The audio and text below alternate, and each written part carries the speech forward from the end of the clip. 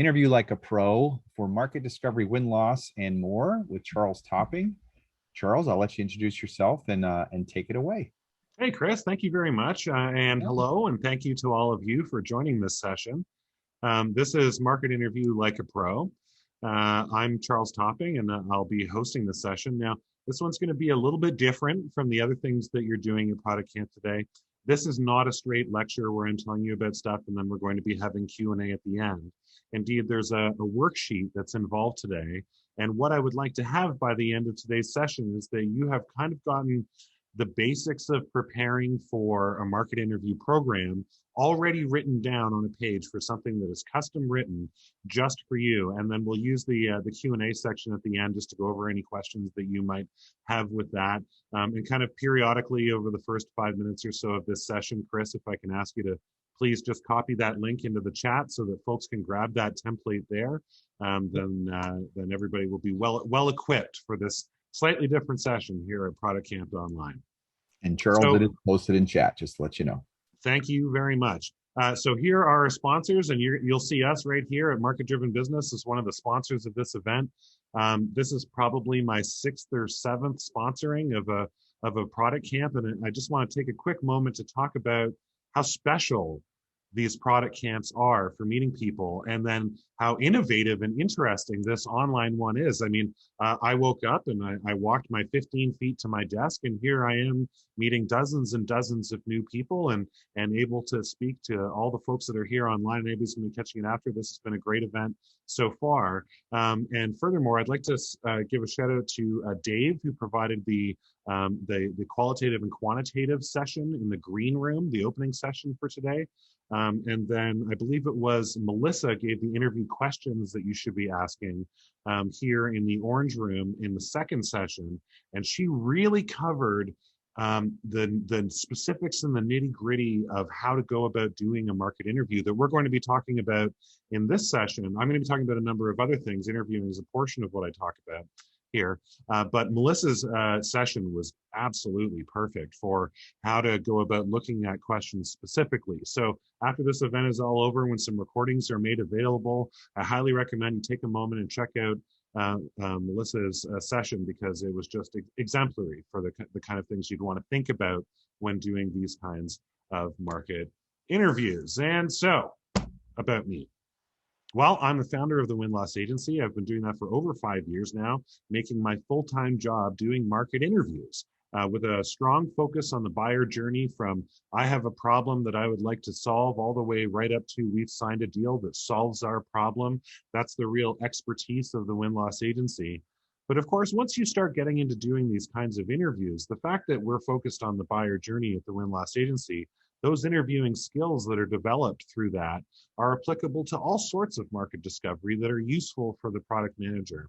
And in particular, the busy product manager, because our approach is one that is very straightforward and it's repeatable. And you'll see over the course of the next little while, all of the different ways that we've created efficiencies for you so that if you practice this method of doing market interviews, then it's something that you'll actually be able to fit into your schedule and do on your time.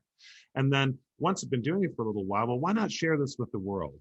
And so that's where market-driven business comes in, because that gives me the opportunity to, in fact, teach folks how to go about practicing market interviews the way in which we've practiced interviews at first the Win-Loss Agency, and now also market-driven business.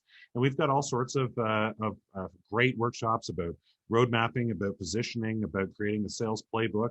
And we're going to be looking at a portion of the market discovery workshop that we've got over at Market Driven Business today. So here's how we're going to start. I would like for you to take a moment and think about something that you want to learn from your market. There is something that you don't know. There's a gap that you have. What is it that you want to know from your market? And so, yes, you've got the template, hopefully, that Chris put the link into the chat.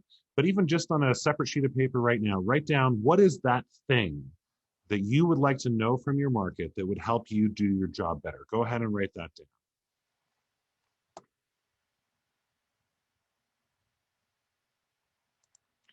While we're doing that, I would like to hear from you in the chat, if you please. What have we heard from sales? What have you heard from the folks in your sales department about why your business wins?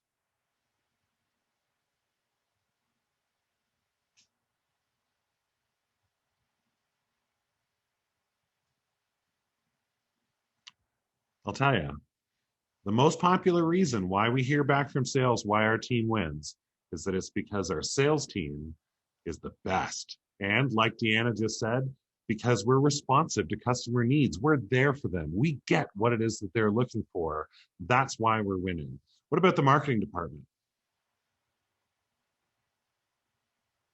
Well, I'll bet you they're going to say something along the lines of it's because we've got the best marketing team in the business. Our communications are so perfect. Our positioning documents are so perfect that we're able to perfectly connect with the market. And as you walk down these groups, down through support, well, we've got the best support in the business, right? And so each one of these teams is looking at it through their own lens, saying the job that we do is the reason why we win or lose business. And then my favorite is we get to leadership. Well, why is it that we're winning? Well, it's because you all have the best leaders in the business, right?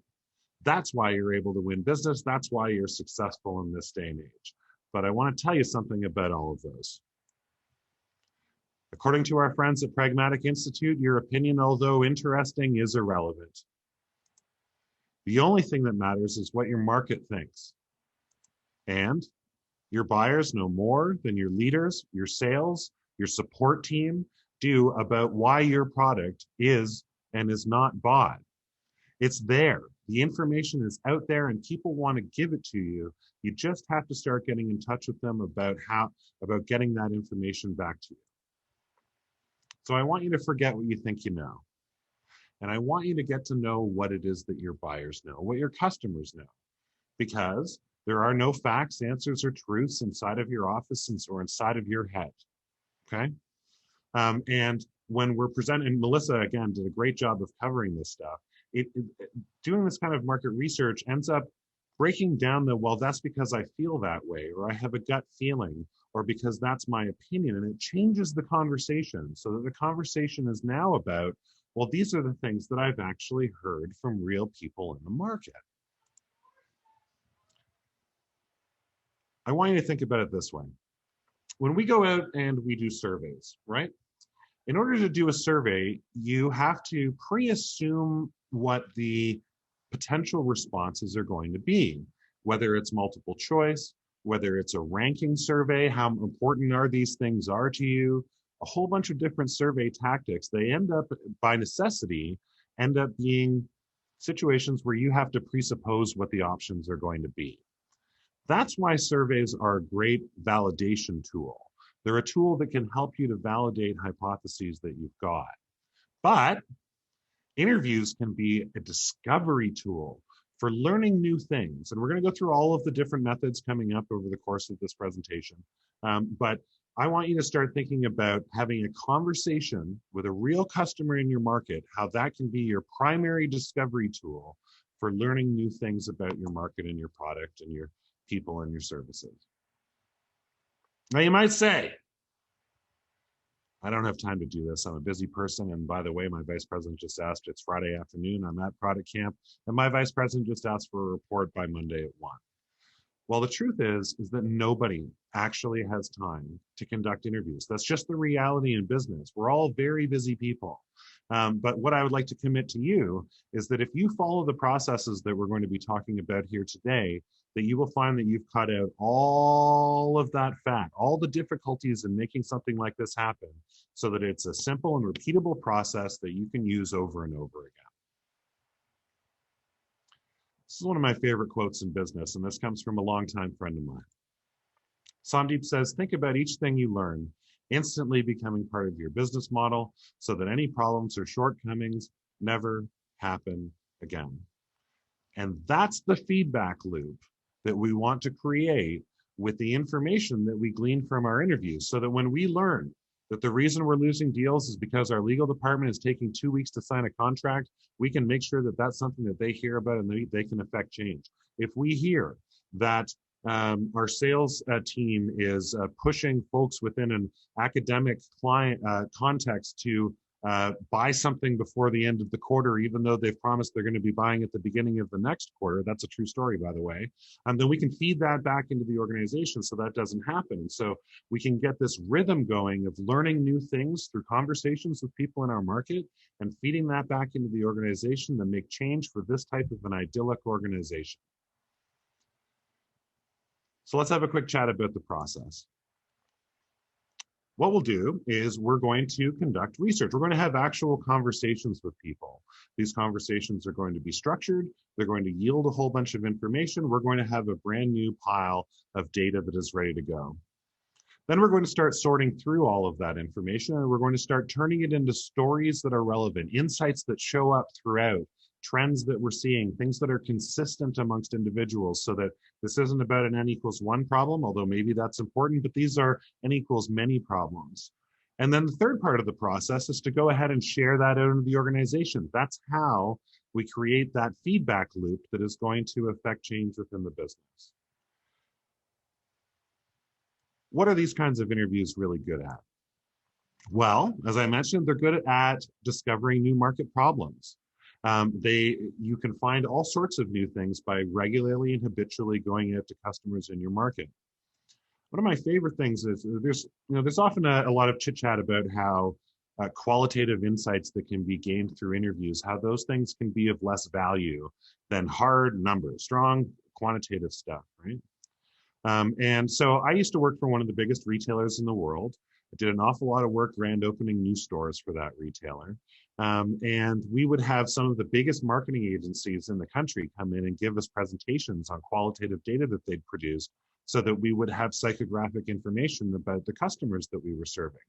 And I saw a ton of garbage delivered in that qualitative research. And so I understand how qualitative can have that little bit of a bad name to it. But I want to present to you another story that also comes from retail. And that's that we would see these spikes kind of in January, kind of in February, maybe a little bit into March, but we would see these spikes for wood pellets of wood that are only about this bag, and you buy them in these big 20-pound bags, okay? So why is it that we are on particular weeks of the year, and it doesn't seem consistent between different years? Why are people buying out, totally clearing out the 20-pound bags of wood pellets on this individual week? So then you go out and you have a conversation. You speak to some people who have bought those wood pellets. What is that? And it turns out that throughout the eastern part of the country I'm in, Canada, throughout the entire northeast of the United States, people heat their homes in the winter, not with wood, but with wood pellets that they can go out and buy to supplement the wood that they've already prepared to heat their home for the winter.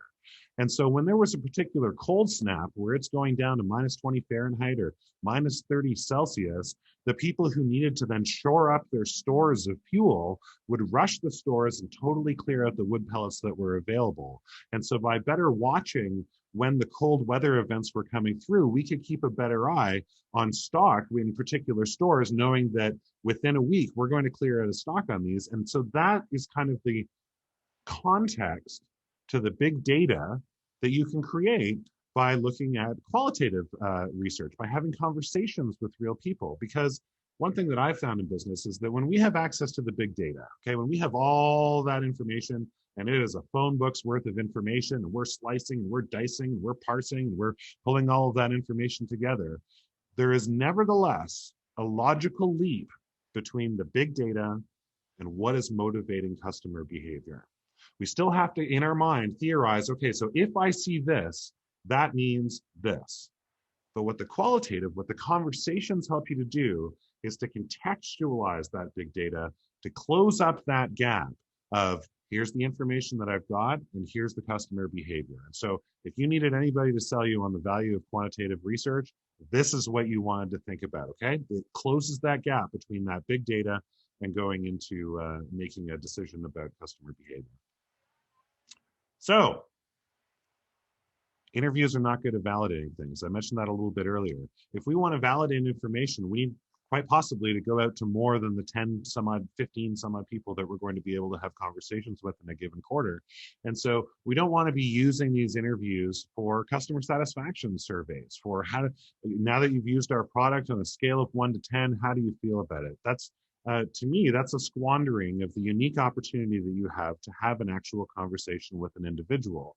Instead, we want to be asking open-ended prompting questions that get people going, so that we're having a real kind of lengthy conversation with the people in our market, and we're extracting the most qualitative value that we can. So when's the best time to do it? Well, just like people say, the best time to invest was yesterday. The second best time to invest is today. And doing market research in this way works exactly the same way as that. So yes, yesterday was the best time for you to be able to have it. You know, the second best time is right now. Schedule a conversation with somebody. Get talking to them. When's the next best time? It's tomorrow. Go ahead and get out there. I come from the school that it's the product manager's job to know the customer better than anyone else in the business. Okay? And the best way, the most empathic way, the way right to the heart of understanding the feel of how everything is to have a real conversation with a real individual in your market, and not just to sit there looking at spreadsheets, looking at user research, watching how people are using your app. Getting out and having an actual conversation with somebody is going to give you all the muscle memory you need to help making better, more market-driven business decisions. So I want to give you a pro tip here. And that is, let's say we're starting a program where we're going to be doing some new market research, okay? Get operational buy-in from other people in your business as soon as you can. Go over to your sales team and say, what is it? We're going to be speaking with customers. What is it that keeps you up at night? What is it that you want to know?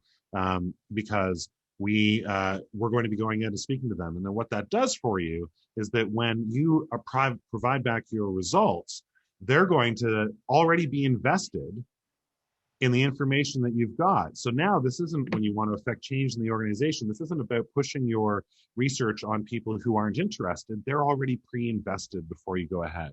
So go to the associated vice president, go to the next person, actually go ahead and start getting them invested in what you're doing before you go ahead and do it. So heading on over to our worksheet.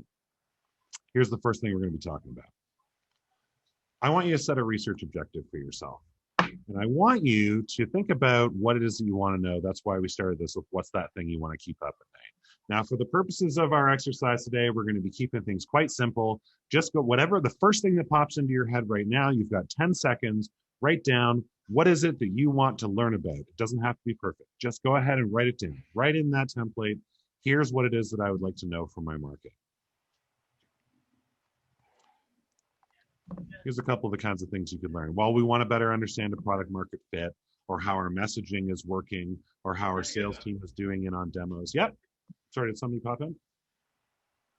Nope. Okay, that might have just been in my room. So these are the types of things. So go ahead and mark down a research objective for yourself that you would like to learn about. Again, doesn't have to be perfect.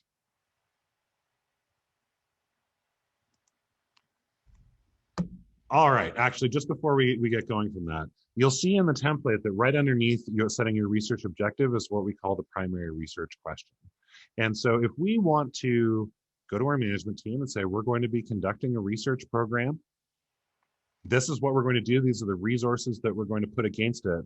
The most important thing that you can provide to them is the thing that you are going to answer. And so you want to set something that is not so big that you're trying to answer the whole world, and not so small that you're squandering your opportunity. You just want to set a question. Here's what we're going to learn. Okay?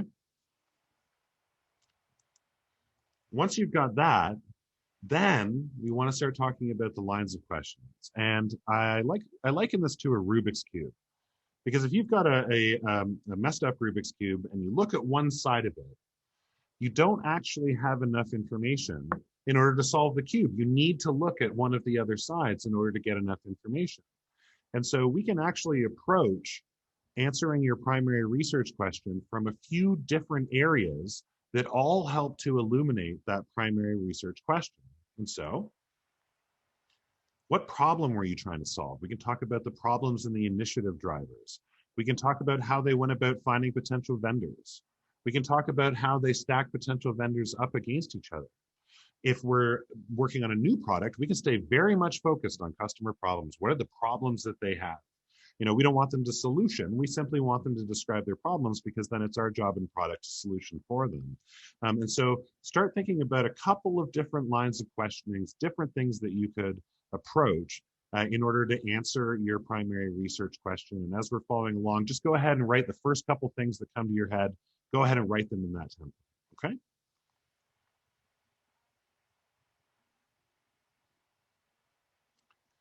Now that we're there, let's talk about interview questions. And as I mentioned earlier today, Melissa did a great job with an entire session that was focused very much on the specific questions that we would ask. And so I encourage you to go attend that session if you did not attend it earlier today.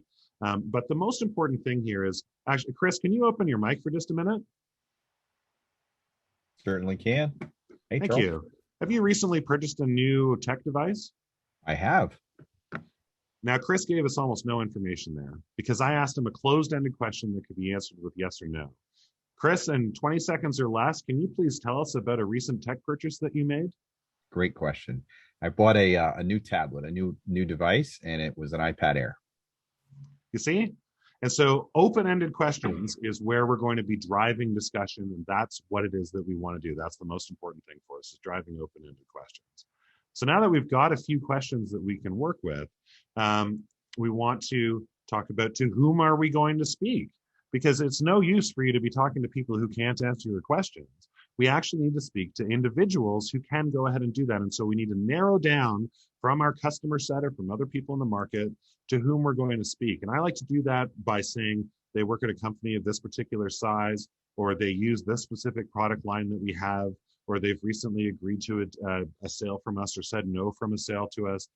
But just define within your planning template the kinds of people that will be able to answer your primary research question, okay? And spend some time thinking and considering about that. Now, here's the thing, I don't expect that by the end of this session, you will have a perfect thing done. We just don't have time for that in our 35 minutes together or 40 minutes together. But just getting into the habit of thinking about doing this stuff and starting to write this down, what I want you to think about is that we're getting close to the end of this session here, and we have not talked about actually doing an interview yet. Everything that we've talked about is in the planning stages of how the interviews are going to go. Then actually conducting the interviews, doing the analysis, all the other stuff, that just becomes execution. And so if you take nothing else from this entire session, what I want you to take home is that market interview programs succeed and fail in the planning process. What is the thing that we most want to know? How are we going to tackle learning that? What are the specific questions that we are going to ask? And to whom are we going to ask those questions? And if you have those things going into conducting a research program, you will already be ahead of some 80 to 85% of companies out there doing market research. And I know that because I work with them, okay? And that's how we start every single one of our sessions at Market Driven Business and also at the Win-Loss Agency. We go through this exact process. What do you want to know? What is keeping you up at night? How can we go about answering that with topics? What are the specific questions? And to whom are we going to speak? And you are now enabled with that template. So just because I'm running a little bit short on time, I'm going to skip over the actual interview section because what that little action that I just did with Chris there mostly covers the point of it, which is to say that we want to ask questions that, and also Melissa's session earlier. So we want to ask questions that are going to prompt discussion and not closed-answered ones that don't go anywhere. The one thing I will add is my favorite, which is why until they cry. Okay. So when somebody doesn't answer your question, you go ahead and you ask the why. Well, why is that? Well, can you please explain that to me? And one of the oldest tricks in the business is why until they cry, and hold that one in your mind. This is a solid pro tip. I don't know if you've ever tried to take notes in a meeting before, but you're only capable of capturing maybe the top 15 or 20% of the information that's conveyed in the meeting. And conducting an interview is the same thing. Especially in this day and age where we're using Zoom for everything, you can just go ahead and press record and you can send that out for transcription. Now, the reason we want to do that is because every word will be captured. And you might say, well, I'm doing an in-person interview. And I'm just going to say back to you, pull out your phone, pull out a recording program, press record and track that whole thing so you can send it out for transcription. The single biggest difference for a busy product manager to affect positive change through the use of market interviews is to record the darn things, not because people need to listen to it later, because they want to analyze the tone of the voice, but because you want to send it out for transcription so that you have something that is totally searchable in text form, that you can get whatever information that you want. So now we've conducted some interviews, right? What do we do with this? We've got this pile of Lego bricks. Here's what I want you to think about. We do things a little bit differently. For a lot of folks, they use what I call the garden path method to market interviews, which is that we have no per se preset agenda. We're not exactly sure where this conversation is going to go. We are here to learn new things. And so we have broad topics that we'd like to talk about, but we just let this conversation flow. It's like walking through a field with who knows where the path is going to fork and where it's going to go next, and you don't know where you're going to end up, and that's great. That can be a great way to interview if you're doing a very small set or if you purely want to learn new things. It's not a repeatable process, and analysis becomes very difficult. What we do is we ask exactly the same questions in exactly the same order in every single interview. And if there's something that we want to go off on a tangent, then no problem. We will go off on a tangent. And as soon as that tangent has been chased down, we will go right back to the next one, and we're going to come back down again. You'll remember that I said how we need to record this stuff so that we can transcribe it, right? So when the section comes where you need to do an analysis on how people stacked up the competitive set before they made a purchase decision from you, that's in exactly the same spot in all 15 or 20 interviews that you conducted. Control F, search, enter. Here is the information that I need to know. Here's the analysis that I need to provide. And then 6 months down the road, when you want to re-reference your materials, and now all of a sudden you're talking about what feature set was important to them or how you compared on price, Control F, price, enter. There's the section on price. Next, it's in the next interview, next section on price. Grab that information. Everybody's busy, as I mentioned. Nobody has time. Getting things transcribed and put in that way is going to turn your analysis into perfectamundo. Super easy. Happens very fast, okay? So asking questions in the same order every single time makes a really big difference. Get it transcribed, ask your questions in the same way, and your analysis information is pre-parsed before you've attempted to do any analysis whatsoever. Now, once we've pulled all this together, if you make a phone book, right, and nobody's listening, what was the point of making the phone book's worth of research? So what I want you to do is I want you to tell anyone who will listen about the things that you've learned. Tell anyone that will listen. If you've gotten people in ahead of time, that's great. But remember that the primary thing that we want with this kind of research is that we want to affect positive change within the organization. And the only way we can do that is by conveying our information out to those individuals. So as we wrap up here in our very quick session, you've got the tool, you've got planning is going to be the secret to what it is that we're doing. You've got transcribe your interviews, and you've got your information is pre-parsed for analysis just by asking the same questions in the same order every single time. And so that, my dear friends at Product Camp Online, is Market Interview Like a Pro, and I would love to take some questions from you. Great session, Charles. Thank you. I love the content, love the exercise. For those of you here, we've got about 60 of you. You can either unmute yourself if you've got questions for Charles, or you can post in the chat if you prefer. We've got about 5 more minutes until the end of this session, so feel free to do that.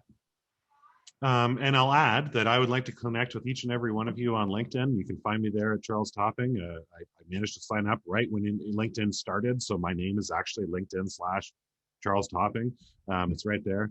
And also I love having conversations with people about this stuff. As you could probably tell, for me, it's all about sharing the good word of how interviews can affect positive change for product managers and product marketing managers.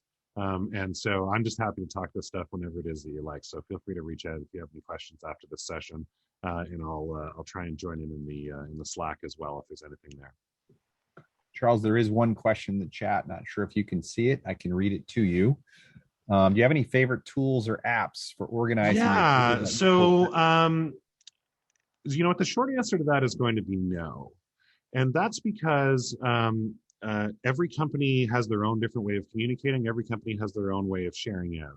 I like to package it up so that here is a particular time, and here is a particular segment, and here is a particular product line that we were researching. And so it's put together into a single cohesive package, whether that's on a network share, that's sitting on a Google Drive, or however it is that you want to keep it in a repository. Keep all of that information together, but it's so that you can look at, well, I want to look at this particular customer type, but I want to look at this product line, or this is the time frame that I'm looking at. So it kind of sits there. But after that, it can just be sitting in Excel spreadsheets. It can be sitting in Word templates, however it is that your company works and shares stuff out. There's so many different ways to do it. There's no one way that is better than the other. My only advice is to just package it, put it in a repository that makes sense for you.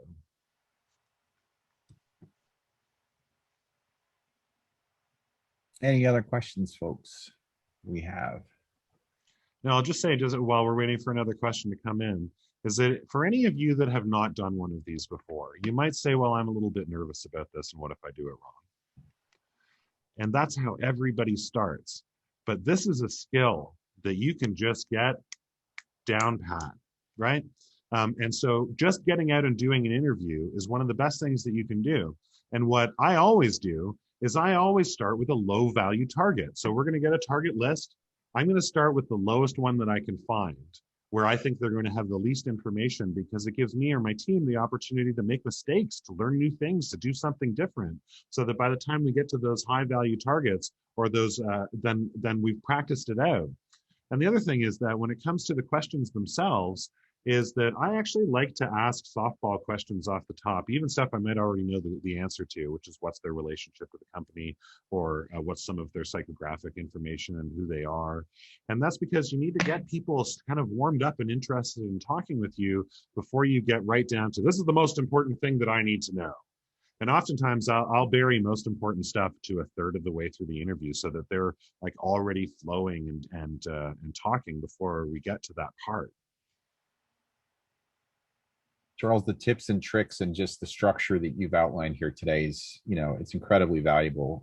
I've done this myself, interviewing nothing with this degree of sophistication and structure, and it's really, really great stuff. Well, okay, so Chris, we're quickly running out of time here, so I'll just use the last 30 seconds to say, this is the innovation that I want you to take from this session, is the planning, the structure, and the repeatability. Because everybody talks about how important it is for product managers to know all of this stuff, but how do we go about doing it? And then it ends up being too much, and then we end up not doing it because we've got other stuff to do. And this structure and this repeatable process is what allows even the busiest product manager one call a month.